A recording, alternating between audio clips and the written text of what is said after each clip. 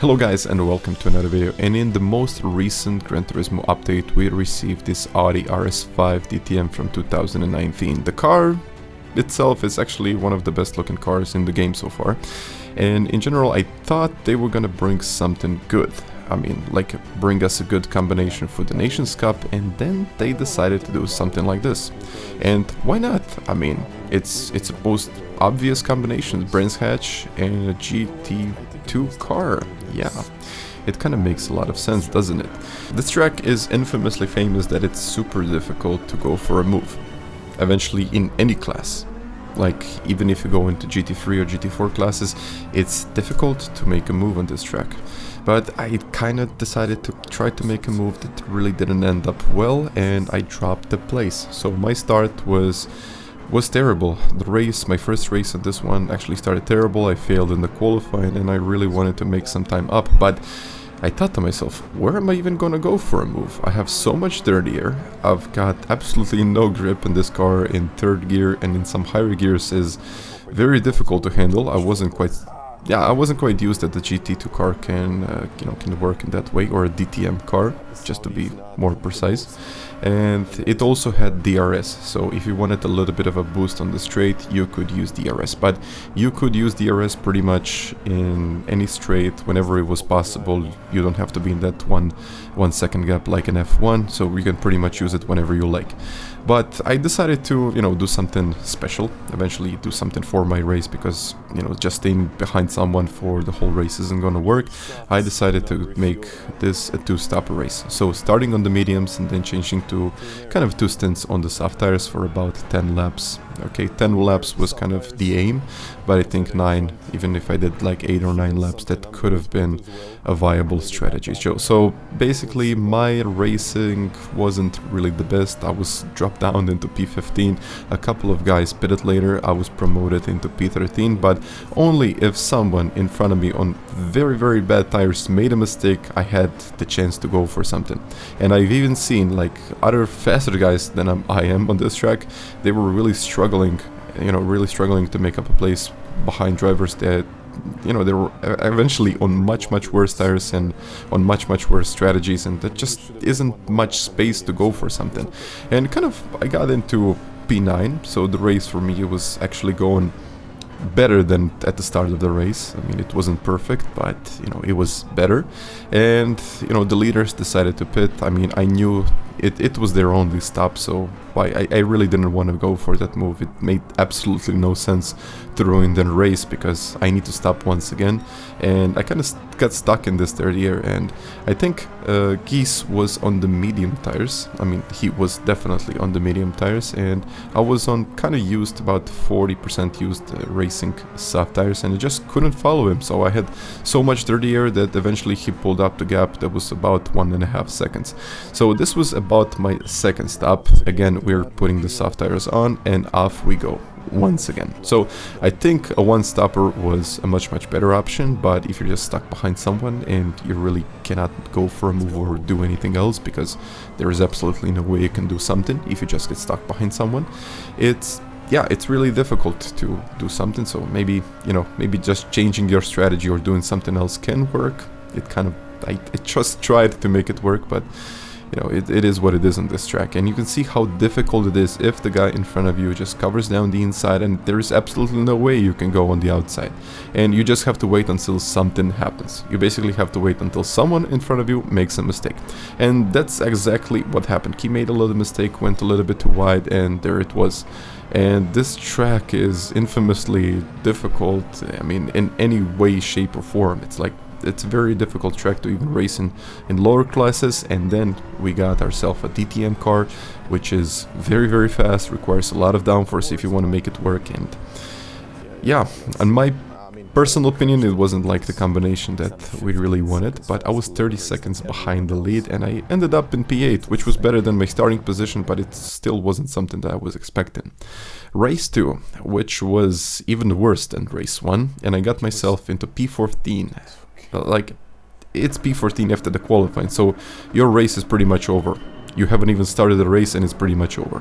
So I had a kind of a decent start. I wouldn't call it decent. It wasn't really that bad, but I'm in P14, nothing really much that I can do. I got the car on the inside of, inside of turn 1, and I just tried to avoid all of the guys around me and really didn't want to get involved into any incidents. But I tried to go for a move here, which wasn't really that smart, and I kind of slowed down this footage. You can see I tried, I really didn't have anywhere else to go, and yeah, I think this was my bad. So Turismo, if you're watching this, I'm very sorry for this one. I wasn't really thinking that it's going to happen. And once again, it proved that the only way to make a couple of places is just to wait until someone else makes a mistake. And so it was. I mean, you can just try to go for a move, but most of the time you will fail. You will pretty much fail all the time. And so I did. I mean, I just tried to do a couple more laps, caught on with some guys in front. I made a couple of positions, wait until someone makes a mistake and so on. And it just wasn't the racing that I was expecting. I mean, you can see, you just have to wait until someone gets off the track to get that place, which is not really the racing we are expecting there. I mean, it's just not really the race. You got a pretty good new car. You really want to use the whole potential of the car. Some wider tracks, maybe a couple more slots. You really enjoy the car. But if you're just stuck behind someone in that dirty area, it doesn't really bring that much enjoyment in racing, does it? I think it doesn't. But in the end, I really decided to end the stream and, call it a day, because we had about 2 hours in between the slots. So every slot was, I think the first one was at 4, the other one was at 6, and the last one was at 8. And the race plus qualifying was about 45 minutes. So this was off the stream. I took some snacks, and I think it kind of helped in the end. So my qualifying lap was really something that I was hoping for a very long time. And I don't know how to call it, but I think I did a couple of things right, a couple of little mistakes in my lap, but eventually it was looking pretty good. I mean, I was really happy with how my lap started. I mean, the first split was really good.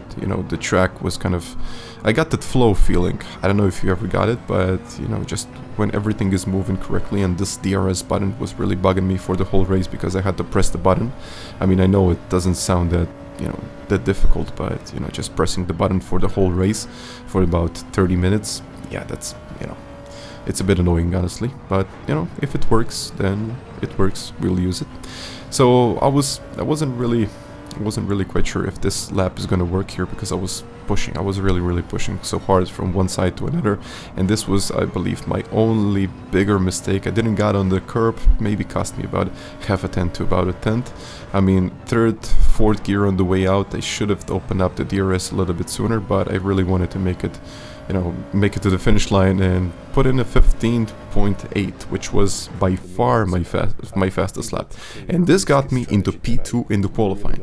So it's the top split, 393 points for the win of this race, and I'm into P2. So yeah, it's looking pretty good. And the start of the race was actually one of the best starts that I ever had in top split. I took the lead in the first corner. I think I've got this one right. I closed the doors almost immediately. I looked at the replay a little bit later, and I think I gave him enough space, but we can just go have a look at this one once again. So the race start, as you can see, I got a pretty decent race start, and it was fairly clean also from the other drivers. Nothing too crazy that happened. And I also had a look at the incident. I think I was almost I would say a full car length in front of Micha, and eventually I think I kind of had the chance to close the doors, but I maybe should have given him a little bit of space. But in the end, I think it was all good, and eventually it was all good in between us. I mean, you guys can open up the discussion in the comments saying that, it was my move or it wasn't my move. So yeah, I was just leading the top split at this point. I mean, I wasn't quite sure what to think about it. I mean, it was, I wasn't really expecting something like this. I was expecting to kind of not get involved into some kind of crash and eventually just end the race and, let's say, the podium, or just get that P2. But it was difficult. I honestly didn't have that much confidence of pushing around this track, because you're in P1, you don't want to make mistakes, but if you push, there is a very good chance that you will make some kind of a mistake. Sooner or later on this track, anything can happen. So I just decided to wait a little bit. I mean, because of the dirty air, there was no way that he could pass me. I mean, he was always very, very close, but there was always that one corner that I pulled away for like 2 to 3 tenths, and he had absolutely no chance of catching me. So it's that type of track. I mean, what can you do? I mean, it wasn't really the type of racing that I was expecting, or not something that I really wanted, but, you know, I'm leading the top split whenever, you know, whenever you get a chance to do something like this, you're pretty much gonna take it. So it's the lap 10. This was my goal. My front left was absolutely terrible. I couldn't drive anymore, and it was 10 laps on the softs, and I decided to do 13 laps on the mediums. But the Hungarian decided to carry on, and his front left was much better. I would say much better than mine, and he decided to stay out for one more lap. Maybe, I don't know, maybe he decided to, you know, I'm just behind him, I cannot really make a move, so basically I can just save the tires a little bit.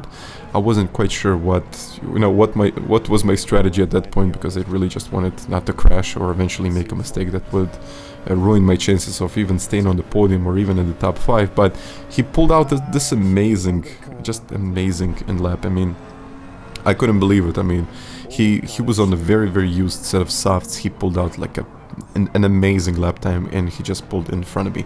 So I was in P2, like half a second behind him, but in the end, I mean, I honestly, if I want to be honest with myself and with all of you, it's, you know, I think he had a bit more pace than I did, and I think he really deserved this first place and the win. I mean, I was realistically, I was kind of P2 in this one. I was really having those times that got me in that P2, and, you know, it's something that I was really happy with, and something that I just wanted to, you know, get by the end of this race. So I think it was 393 points for the win, and about 375 points for second place in this one. So I was kind of surprised at how many points we had for this last slot. I would easily take 375 points. I mean, it's really the way to go here. I mean, yeah, it's the top split, finishing P2 in the top split. It's kind of, yeah, it's kind of a good feeling, honestly. He pulled out like a huge gap in me. It was 6.5 seconds. I mean, better tires, more pace, and realistically, I think he really deserved until this point. Yellow flags just in front of me, and he crashed. And I just couldn't believe that I was eventually in that P1. I mean, he crashed. And later, I mean, okay, this is the replay, but later he said, my wheel disconnected in the last, literally, the last lap of the last slot, and you only had like a minute to go to win the first split. And I'm like, okay, how is this, you know, how is this actually happening? How am I leading the top split? And for me, it was like, okay, bring it home. Don't even push. Don't even open up the DRS, because why would you? Okay, I opened up the DRS in the straight line, but I mean, it was the win in the top split, and I don't know how that actually happened. I was very confused until this, you know, until I heard, okay, my wheel disconnected. I couldn't believe that he made a mistake after, you know, after pulling out those amazing laps. Like, it was an amazing race from him, and yeah, it was just unbelievable at this point. Like, winning the top split, 393 points for the win, and yeah, absolutely no clue how it happened. But later, I also found out that I was P4 in the whole region. So guys, I really hope that you enjoyed this video, and if you did, you can always click that like button, and you can even subscribe to the channel. So until the next time, bye.